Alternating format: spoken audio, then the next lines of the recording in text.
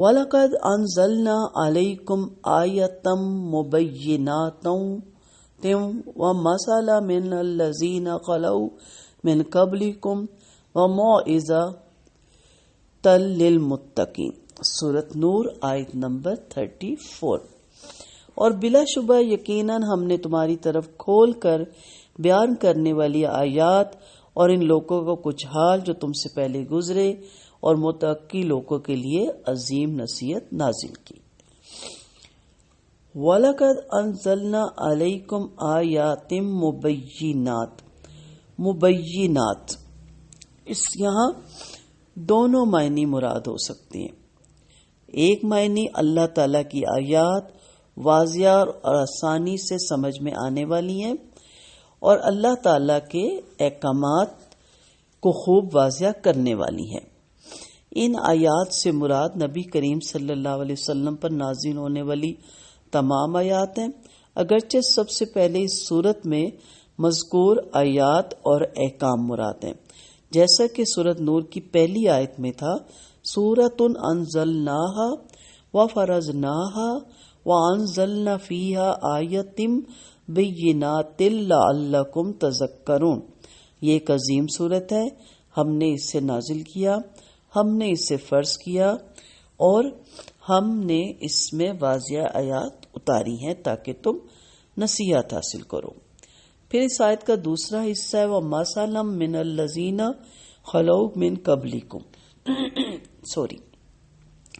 مثلاً کا معنی ضرب المثل، وہ چیز جو دوسری چیز کے مشابہ ہو، کسی کا حال جو کسی کے حال سے ملتا جلتا ہو، کسی چیز کی صفت جو دوسرے سے ملتی جلتی ہو۔ یعنی ہم نے، اللہ فرما رہے ہیں، تمہاری طرف کھول کر بیان کرنے والی آیات نازل کی اور پہلے لوگوں کے کچھ حوال نازل کیے جو تمہارے حوال سے ملتے جلتے تھے۔ اس میں وہ احکام اور حدود بھی شامل ہیں جو امت مسلمان کی طرح پہلی امتوں پہ فرض کیے گئے تھے، مثلاً زنا کی حد، قصاص، فحشی کی اشاعت کی روک تھام وغیرہ، اور پہلی امتوں کے دورے حالات اور واقعات جو اس امت کے حوال سے ملتے جلتے تھے، مثلاً عائشہ رضی اللہ عنہا پر بہتان کا واقعہ اور مریم علیہ السلام پر یہودیوں کے بہتان اور یوسف علیہ السلام پر عزیز مصر کی بیوی کے بہتان کا واقعہ ایک دوسرے سے ملتے جلتے ہیں۔ تینوں واقعات میں اللہ تعالیٰ نے اپنے مومن بندوں کی پاک دامنی قیامت تک کے لیے قرآن میں ثابت فرما دی اور بہتان لگانے والوں کا جھوٹ ہمیشہ کے لیے واضح کر دیا۔ وَمَوْعِظَةً لِلْمُتَّقِينَ، یعنی ہم نے سمجھانے والی، ڈرانے والی اور ڈرنے والوں اور نافرمانی سے بچنے والوں کے لیے عظیم نصیحت حاصل فرمائی، کیونکہ جسے اللہ کا خوف نہیں اسے ان آیات سے کچھ بھی حاصل نہیں۔ اب سورۃ نور کی ہم نے جو احکامات پڑھے، ان احکامات کو تفصیلی بیان کرنے کے بعد اللہ تعالی نے فرمایا کہ میں نے اپنے کلام پاک کی یہ روشن واضح آیات تمہارے سامنے بیان کر دی۔ اگلے لوگوں کے واقعات بھی تمہارے سامنے آ چکے کہ ان کی مخالفت حق کا انجام کیا ہوا اور کیسا ہوا، اور وہ ایک افسانہ بنا دیے گئے اور آنے والوں کے لیے ایک عبرتناک واقعہ بنا دیے گئے۔ متقی ان سے عبرت حاصل کریں اور اللہ کی نافرمانیوں سے بچیں۔ یعنی دونوں چیزیں ہو گئی، ایک تو مثال جو آج واقعات سے آپ گزر رہے ہیں وہ پہلے بھی گزرتے آئے، یا جو آج آپ پہ احکامات نازل کیے جا رہے ہیں وہ پہلی امتوں پہ بھی نازل ہوئے، اور ایک اس کا مطلب یہ ہو گیا کہ جنہوں نے مخالفت کی ان کا انجام دیکھیے۔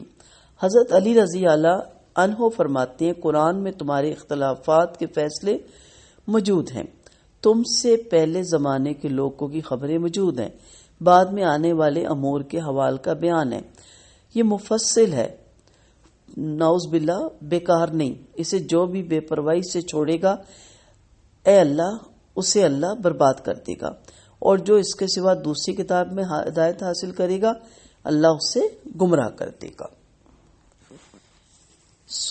اس آیت کا تعلق صرف اوپر کی آخری آیت ہی سے نہیں ہے، بلکہ اس پورے سلسلہ بیان سے ہے جو آغاز سورت سے یہاں تک چلا آ رہا ہے۔ صاف صاف ہدایتیں دینے والی آیات سے مراد وہ آیات ہے جن میں زنا اور قذف اور لہان کا قانون بیان کیا گیا۔ بدکار مردوں اور عورتوں سے اہل ایمان کو شادی بیاہ کے معاملے میں منع کرنے کی ہدایت فرمائی گئی۔ شریف لوگوں پر بے بنیاد تہمتیں لگانا اور معاشرے میں فحشی کی اشاعت کرنے سے روک دیا گیا۔ مردوں اور عورتوں کو غض بصر اور حفاظت فروج کی تاکید کی گئی۔ عورتوں کے لیے پردے کی حدود قائم کی گئی۔ شادی کے قابل لوگوں کے مجرود یعنی اکیلے بیٹھے رہنے کو ناپسند کیا گیا۔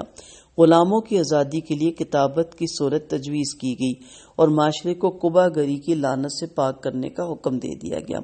ان ارشادات کے بعد فرمایا جا رہا ہے کہ خدا سے ڈر کر سیدھی راہ اختیار کرنے والوں کو جس طرح تعلیم دی جاتی ہے وہ تو ہم نے دے دی۔ اب اگر تم اس تعلیم کے خلاف چلو گے تو اس کے صاف معنی یہ ہے کہ تم ان قوموں کا سا انجام دیکھنا چاہتے ہو جن کی عبرتناک مثالیں خود اس قرآن میں ہم تمہارے سامنے پیش کر چکے۔ غالباً ایک حکم نامے کے اختتام پر اس سے زیادہ تنبیہ کے الفاظ اور کوئی نہیں ہو سکتے، مگر آفرین ہے اس قوم پر جو ماشاءاللہ مومن بھی ہو اور اس حکم نامے کی تلاوت بھی کرے اور پھر ایسی سخت تنبیہ کے باوجود اس حکم نامے کی خلاف ورزی بھی کرے۔ اللہ تعالی ہمیں ان لوگوں میں شامل نہ کرے۔ اور ہماری بہنوں نے اور ہمارے بچوں نے، ہمارے بھائیوں نے مجھ ناچیز کی کیا ایسے ایسے بڑے علماء نے اس کی تفسیر کی۔ آپ صلی اللہ علیہ وسلم کے دور سے لے کے اب تک یہی دعا ہے کہ ہم پڑھ چکے تو اللہ تعالی ہمیں اس پہ عمل کرنے کی بھی توفیق دے۔ اور جتنے احکامات ہیں یہ ہمارے لیے ہیں، اور سورت کے آغاز میں اللہ نے کہا تھا کہ میں نے اس کو فرض کر دیا، اور 3 دفعہ تاکیدی طور پہ کہا تھا۔ اگر کسی کو یاد نہ ہو تو میرے آغاز کے سورت نور کے لیکچر ضرور سنیں۔ اور میرے کیا ضرورت ہے، آپ کسی کے بھی سن سکتے ہیں، ایک سے ایک عالم موجود ہے، ہم تو ان کے پیروں کی خاک بھی نہیں۔ تو آپ کو پتہ چلے گا کہ یہ احکامات جس کو ہم لائٹلی لے رہے ہیں، جس کی ہم پرواہ نہیں کر رہے، یہ کل بہت سخت ہمارے لیے اس کی مخالفت یہی ہے نا کہ ہم نہیں اپنا رہے تو اس کا بہت سخت عذاب ہوگا۔ اللہ تعالیٰ ہم سب کو اس پہ عمل کرنے کی توفیق عطا فرمائے۔ آمین ثم آمین۔